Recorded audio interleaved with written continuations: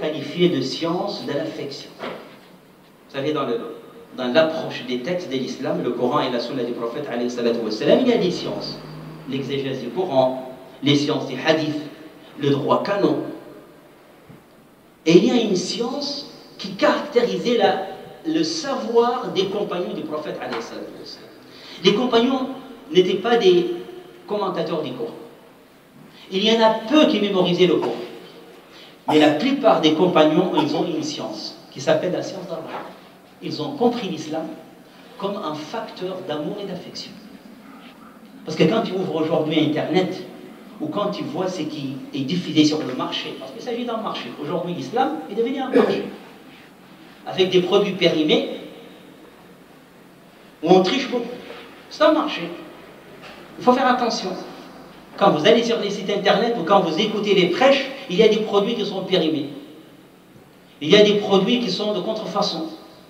Voilà qu'alhamdoulilah, Dieu a promis que l'islam sera protégé. Les textes, le Coran et la Sunna, et la communauté modèle. لا تزال طائفة من أمتي قائمين على الحق. وكما قال عليه الصلاة والسلام. Ils vont donner le modèle du Coran. Donc quand tu ouvres aujourd'hui Internet, qu'est-ce que tu vois? Haram, haram, haram, haram, haram. Tout est Internet. Kafir, kafir, kafir, kafir, kafir. Tu te fais des statistiques. Le mot qui revient le plus, c'est haram, haram, haram, kafir, kafir, kafir, kafir, kafir. Alors que si on ouvre le Coran, tu vas trouver ar-Rahman, ar-Rahman, ar-Rahman, ar-Rahman, ar-Rahman, ar-Rahman, ar-Rahman. Tout le contraire. L'affection, la paix et une vie paisible. Il y a quelques versets qui condamnent. Mais la règle, c'est que la religion musulmane est une religion d'affection. Vous avez déjà entendu ça, je le répète et je vais toujours le répéter jusqu'à que ça rentre. C'est une méthode coranique. Parce qu'aujourd'hui, malheureusement, ce qu'on appelle la piété ou le bon musulman pratiquant, entre guillemets, inquiète. Plus tu es dur, plus tu es proche de Dieu. C'est faux. Et chaque fois, quotidiennement, l'actualité nous amène que des catastrophes. Des gens qui tuent au nom de Dieu. Qui tuent au nom de Dieu. Il te dit Allahu Akbar. Le prophète nous a prévenus. Il a prophétisé ce genre de religiosité. Il a dit il y aura un jour, ce sera toujours permanent dans notre communauté. Des gens, quand vous voyez leur prière ou leur jeûne, vous dites ma prière n'est pas bonne. Tellement elle est bien faite. Mais ils sont loin de Dieu. Il fait la prière nocturne, il fait salat al-fajr à la mosquée et il sort tuer les gens. Il dit que c'est pour Dieu, au nom de Dieu. Ba'idun anillah. Il est très loin de Dieu. Donc, les indices du bon musulman, ce sont des indices coraniques ou prophétiques. Le prophète alayhi salatu wa salam testait la foi de ses compagnons. Parce que les compagnons, ils venaient exposer leurs pratiques et leur compréhension au prophète. Ils lui disent est-ce que je suis sur le bon chemin? C'est comme on va à l'hôpital faire un bilan médical. De temps en temps, il faut aussi faire le bilan de sa pratique, faire une radio. Expose ta pratique au Coran et aux savants. Asbahtu mu'minan. Le prophète, j'ai une bonne foi. Ma foi est en augmentation. Et le prophète lui dit, c'est quoi la preuve? Asbahtu mu'minan, asbahtu uhibbul khayra wa ahla. J'aime le bien, j'aime faire le bien et j'aime ceux qui font le bien. Voilà un indice qui ne trompe pas. وَقُولُوا لِلنَّاسِ حُسْنًا. La règle. Parler aux gens de la meilleure des façons. Ça se voit, c'est ta manière de parler. La piété, ça se voit, c'est ta manière de parler. Jusqu'à ne plus prononcer, les mots vulgaires, c'est haram. Ne prononcer que des mots de tendresse et d'affection. Là où il faut être ferme, c'est dans les principes. Le prophète, alayhi salatu wa salam, s'est mis en colère, mais ne dit que la vérité. Mais le plus souvent, le prophète alayhi salatu wa salam souriait et dit des mots d'affection et de tendresse. À tel point que chez certains musulmans, surtout dans certaines cultures, quand il dit l'islam est une religion d'amour, ils sont un peu gênés. Non, l'islam c'est une religion de virilité. Plus tu es dur, plus tu es un bon musulman. Ou quand on fait attention, la plupart des بعض المتدينين هذا التدين المخيف يعبدون الله بأهوائهم. الهوى. شنو الهوى؟ عندك مشكلة نفسية، إما في التربية متاعك إما مع المجتمع. Quand on fait un diagnostic de ces religiosités, la plupart des gens adorent Dieu par leur ego, leur propre psychologie. Tu vois quelqu'un de très dur dans la pratique. Moi, alhamdoulilah, il y a des gens qui étaient loin de l'islam, c'est normal au début, ils s'imposent une pratique imposante, très dure, c'est normal. Mais il ne faut pas que ça dure dans le temps. Si après 2 ans, 3 ans, alhamdoulilah, après ton repentir, tu ne cherches aucune adaptation de ton islam, tu ne cherches aucune solution qui te rend la pratique facile, il y a quelque chose qui va. Donc, c'est une pratique d'ordre psychologique. Donc, faire le bien. S'ouvrir aux gens. Avoir un discours d'espoir vis-à-vis de ceux qui commettent les fautes, les grandes fautes. Non, la piété, c'est celui qui commet une faute, c'est un fait, il est mauvais. Au contraire, Allah subhanahu wa ta'ala, pourquoi il a envoyé les prophètes? C'est pour sauver l'humanité, pour que personne ne rentre en enfer. Celui qui ne sent pas de la tendresse vis-à-vis du fautif, qui reconnaît sa faute, qui le regrette profondément, ce n'est pas de la piété. La taqnatu min rahmatillah. Ne désespérez pas de Dieu, du pardon de Dieu. C'est celui qui a un discours d'espoir. Moi, il m'arrive de vivre des moments d'une grande spiritualité avec les détenus en prison. En prison. Où j'ai remarqué que la chose qui apaise le plus les détenus, malgré tout l'arsenal de surveillance ou de lois, etc., c'est la piété, c'est la prière. Ils ont remarqué que les détenus qui prient ou qui lisent le Coran, ils n'ont pas besoin de temps de règlement, ni de surveillants, etc. L'espace où il est proche de Dieu, c'est les hôpitaux. Les hôpitaux. Le hadith qui dit « Je suis tombé malade, tu m'as pas rendu visite ». Parce que quand tu es à côté d'un malade, tu es proche de Dieu. Parce que le malade, il sent la faiblesse. Il sent sa dépendance. Il sent les faveurs d'Allah subhanahu wa ta'ala qui lui accorde. La santé est une faveur. Donc, Rahim, les larmes du prophète alayhi salatu wa sallam. Quelqu'un qui ne pleure pas, qui est insensible, c'est pas normal. Mais pas les larmes d'hypocrisie, comme je l'ai déjà souligné. Les larmes du prophète quand il voit des gens qui sont dans le besoin, qui souffrent. C'est ça les larmes du prophète. Les larmes du prophète quand Ubay ibn Ka'b, je crois, il lui lisait les versets du Coran. C'est un moment qui faisait pleurer le prophète, où Dieu lui dit, tu viendras témoin le jour du jugement dernier pour ceux qui auront un enfer. Rien que ce moment-là, où le prophète va être témoin, il dit, j'ai tout fait pour éviter l'enfer. Et ils iront en enfer. Ce moment-là, il fait près le prophète, de voir des gens qui vont en enfer. Nous, dans le marché, c'est comme ça que je l'appelle, le marché des pratiques religieuses ou du discours sur l'islam, c'est un hadith que tout le monde le connaît. On ne cesse pas de décider. Ma communauté va éclater en 73 sectes. Toutes les sectes sont en enfer sauf une seule. Allez, tout le monde, tous les musulmans iront en enfer sauf une communauté. D'abord, le hadith n'est pas authentique. Et même s'il est authentique, c'est pas comme ça qu'il faut le comprendre. Au contraire, nous on dit, Inch'Allah, que toute l'humanité va au paradis. Et personne n'ira en enfer. Illa min aba, disait le prophète alayhi salatu wa salam. Sauf celui qui ne veut pas. Tout le monde ira au paradis, sauf celui qui ne veut pas. Illa min aba.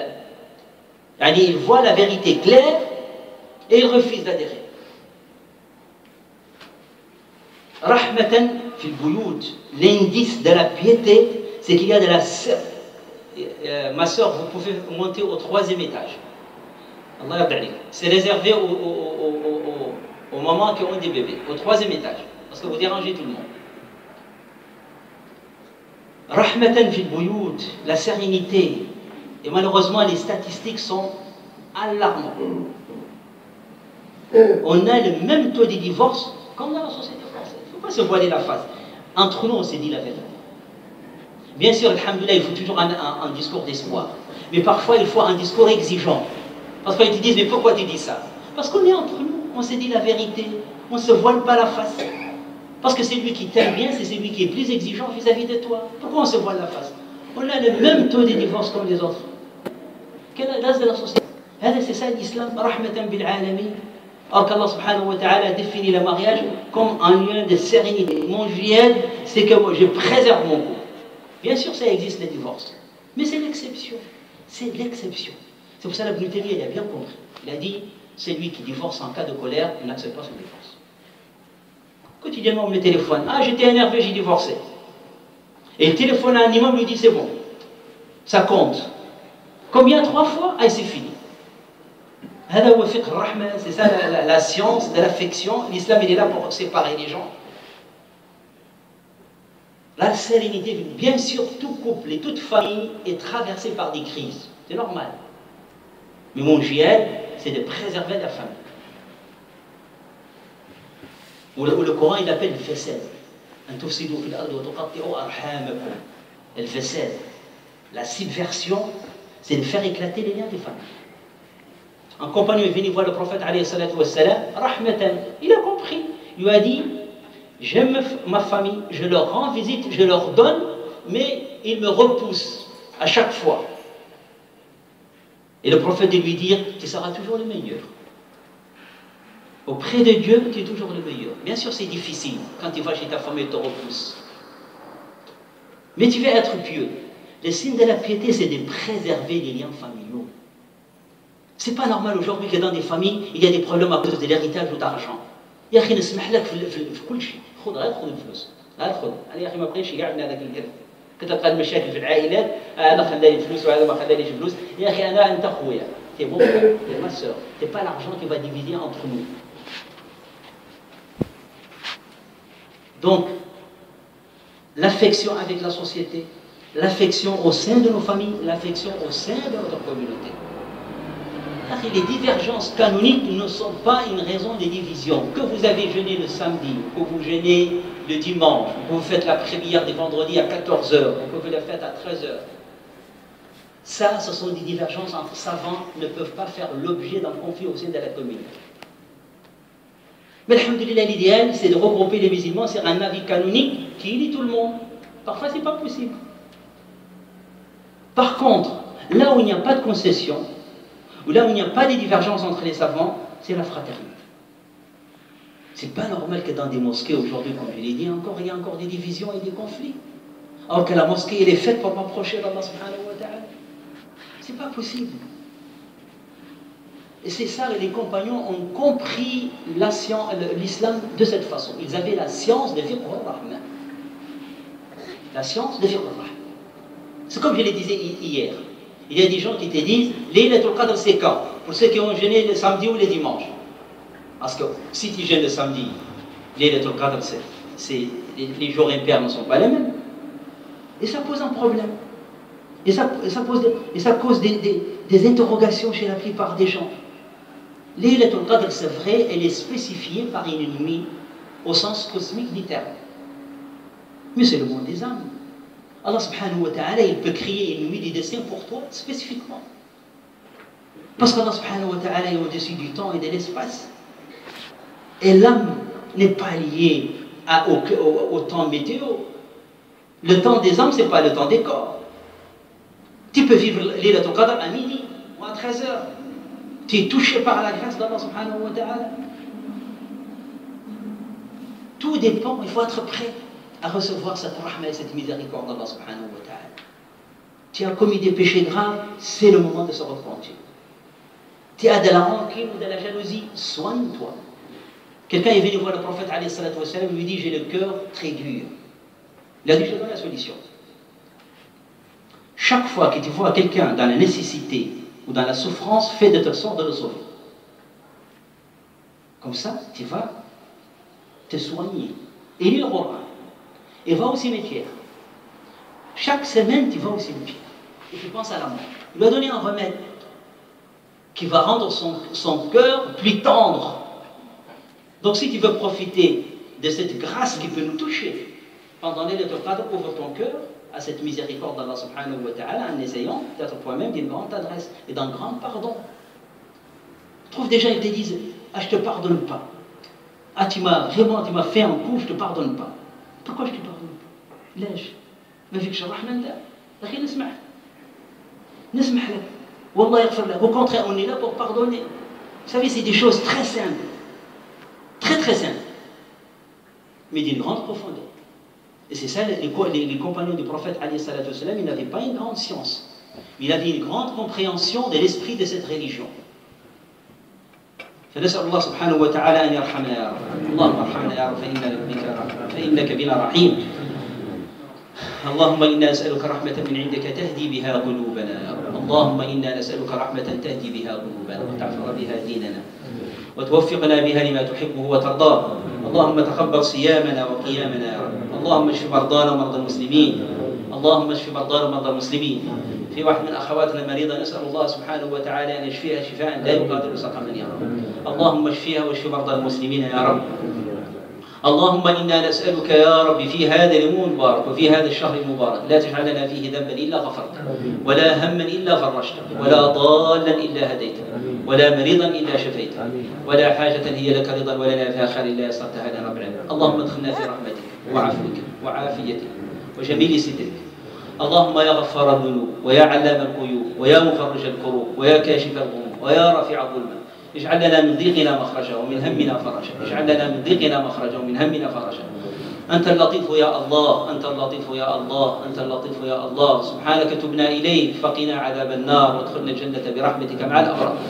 اللهم اقسم لنا من خشيتك ما تحول به بيننا وبين معصيتك ومن طاعتك ما تبلغنا به جنتك ومن اليقين ما تهون به علينا مصائب الدنيا ومتعنا اللهم بأسماعنا وأبصارنا وقوتنا ما أحييتنا واجعله وارثا منا واجعل ثأرنا على من ظلمنا ولا تجعل مصيبتنا في ديننا ولا تجعل الدنيا أكبر همنا ولا مبلغ علمنا.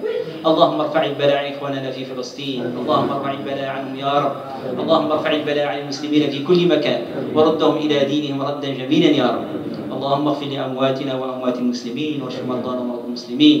إن الله وملائكته يصلون على النبي يا أيها الذين آمنوا صلوا عليه وسلموا تسليما. اللهم صل على سيدنا محمد وعلى آل سيدنا محمد كما صليت على سيدنا إبراهيم وعلى آل سيدنا إبراهيم وبارك على سيدنا محمد وعلى آل سيدنا محمد كما باركت على سيدنا إبراهيم وعلى آل سيدنا إبراهيم في العالمين إنك حميد مجيد. سبحانك اللهم وبحمدك نشهد أن لا إله إلا أنت نستغفرك ونتوب إليك وقوموا إلى صلاتكم.